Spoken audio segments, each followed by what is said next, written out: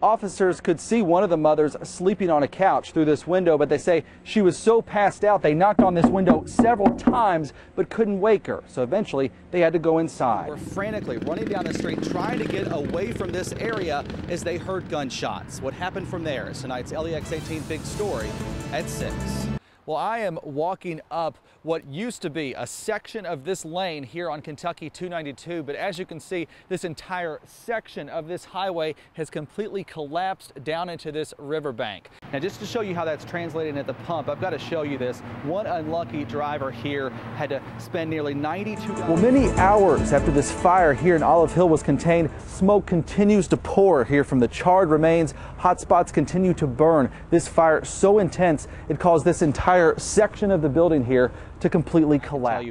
I was in our newsroom when these first calls started to come out, and you could hear in the voices of these first responders just how frantic they were as they were rushing to head to the scene. Well, some terrifying moments for this Kentucky Department of Transportation driver as he somehow lost control and then flipped all the way down this 35-foot embankment. Firefighter that was actually here at the station when the storm hit, he had to come here into the bathroom and crouch down right here in this spot. There was a sink right here. He was underneath that and was able to luckily survive. The latest about the breaking news we've been following in Lexington. That's where shots have been fired in the area of Woodhill and New Circle. Jeff Allen joins us live with the breaking details.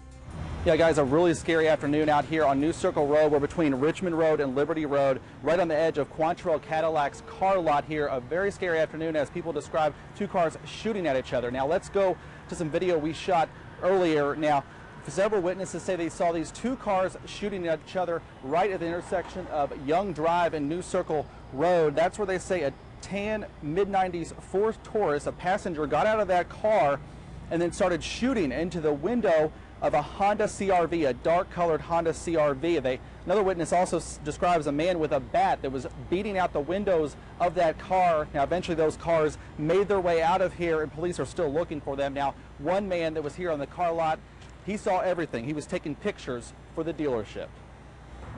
I heard 5 or 6 gunshots and looked up, and I saw a gold Taurus. It was parked, of course, right there where I could see it right in front of me. And I saw a guy jump out with the baseball bat. It was already after the gunshots. I didn't see the guy with the gun, but I saw the guy with the baseball bat jump out and run up to the car. And I didn't actually see him hit the glass. The detail guy said they saw the glass bust, but evidently he busted out the glass. The other guy with the gun shot in the front window. Now, that witness you heard from there describes these cars going off in 2 different directions here on New Circle Road. And at this point, police are still looking for these cars. And at this point, they're closely monitoring any reports from UK Hospital about possible gunshot victims arriving there because they believe someone was very definitely shot and possibly seriously injured in this. We'll have much more on this coming up later tonight. But for now, we're covering the news in Lexington. Most of these men and women had never even met before, but they've shared the bond of war for decades, and now together, more than 100 veterans from the Bluegrass I think it's great that we can do that. are making their way to Washington, D.C. With just a fraction of World War II veterans still living, Who are at the end of our lives. it's a race against time It's the last hurrah for a lot of us. to visit the memorial dedicated in their honor. We reach the age of the dropping off point. And thank you for your service. I think you're going to have a great visit. Greeted at every stop along the way, the veterans make their way to the World War II Memorial in D.C. Opened just 7 years ago, it's designed to pay tribute to the service and sacrifice We thank you to those that didn't make it. of all those that fought and many who never made it back home to Kentucky. Think about it, a lot of them ought to be here, can't be here. James Toomey, known as Tiptoe, made the trip here with help from another veteran from Harrodsburg, Jeff McChrystal. He served in Iraq. It's really emotional for me. Of course, they warned us it would be, and it is. For some vets, it's taking them back to a dark place in their lives. My grandfather, Harold Roberts, was also on the flight. He fought in the Normandy invasion. It's a part of his life not often talked about.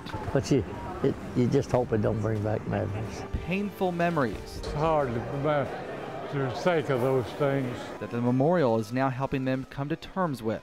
Had a wonderful marriage and family, and I'm thankful that I could do that. And I regret that others could not. And salute! And then, at the end of a long day,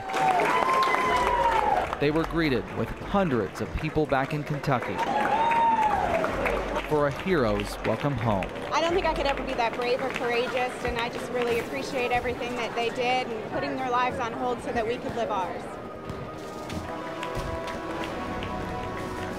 More than a week later, here in East Bernstadt, tons of debris all over the place. A reminder that it's going to be a while before this area gets back to any sort of sense of normal. But as progress and signs of recovery are slow, they are sure, as hundreds, even close to 1,000 people were in this area today to help out. Bit by bit, it's just a slow process. There are slow signs of hope. Each day seems to be getting a little bit better. Today, a new roof for Jewel and Mike Cook's home, one of the few still standing in their neighborhood. The words just can't express how thankful we are. Thankful for people like Chuck White from Somerset. We weren't affected by the storm, but these people were, and so we're here to help them. And so we're doing the best that we can. He's one of about 1,000 volunteers that came out to help today. They had so many people that almost didn't know what to do with them. So that's a good problem to have when you got a disaster like this. Busloads of volunteers came from all over. Everybody just seems to be chipping in, doing whatever they can do, and a lot of good's happening. That's what is getting us through this and helping us to rebuild. Bit by bit, one step at a time. Covering the news in Laurel County, Jeff Allen, LEX 18 News. He had a spirit that was bigger than he was. And that spirit bled blue. He was right up there as one of UK's best fans. Stephen Moio's mother and close friends still have so many questions about why Moio was left lying in the middle of Highway 460 in the middle of the night last July 2nd with severe head trauma, near death. Like the case has gone cold, and in my heart I'll never be satisfied with that. But today they want to remember his love for the cats. O-C-A-T-S, cats, cats, cats. This was Moio after one of UK's big NCAA tournament wins last year. C-A-T-S, cats, cats, cats.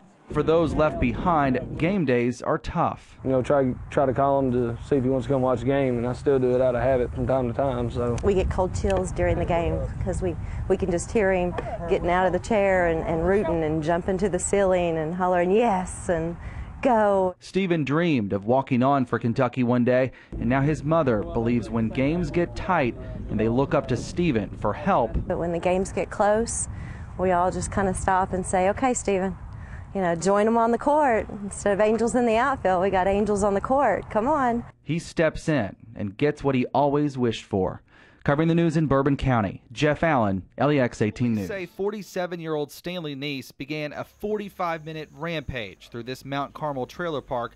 Cheyenne Strong was right in the middle of it. Because Stanley said if I didn't open the door, then he was going to shoot us. So I opened the door. I told him not to shoot me. He said, I'm not going to shoot you. But Strong says Neese went on to shoot and kill her mother, grandmother, and 3 others. It's something the 11-year-old says still doesn't seem real. I still don't believe that they're dead. I think they're still alive. That's what my mind hasn't came to the thought that they're dead yet. Timothy Martin says Neese, wearing pajamas and a pocket full of ammunition, made him watch as he then shot 2 of his cousins in cold blood. He told me to walk up through the highway with him and never did.